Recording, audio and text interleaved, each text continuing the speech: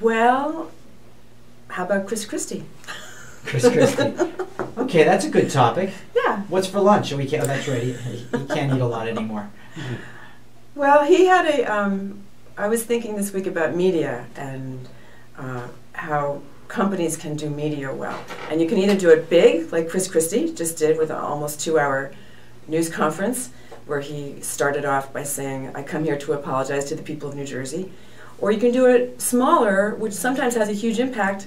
For instance, I was just looking for a new dentist, because my dentist was retired, so I went online and I looked around Brookline, Newton, where I live, and found a dentist who had great reviews. And that's why I chose her.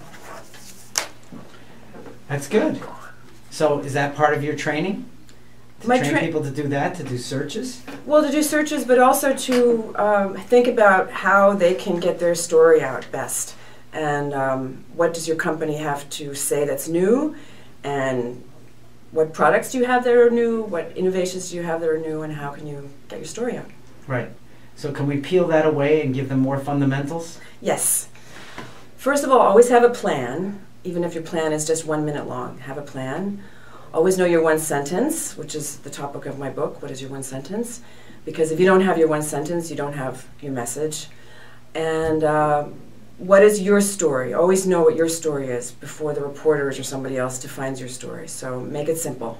Think like a reporter or think like a member of the public, and keep it simple. Okay, I have always believed in those principles since I worked on the Avis account in the 1970s. Keep it simple, stupid. We try harder. Yes. And it worked very well. But it seems to me, especially in Boston, of all the markets I've been in, the people in Boston have trouble dumbing it down.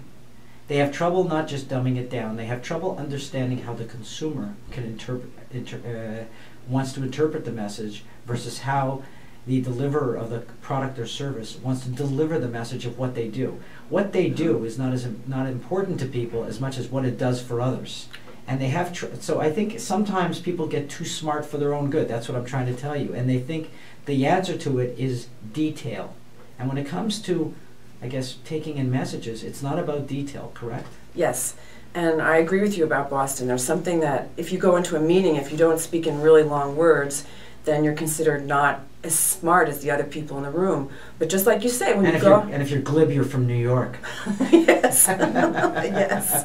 Yeah, and if you say the word New York, the words New York, then there's like... Yes, exactly. So you have to be very careful. Actually, right. You do have to be careful comparing Boston to New York, because people in Boston don't want to hear it. Right.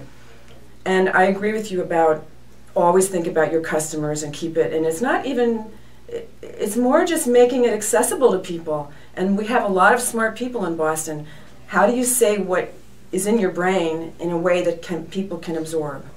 Right.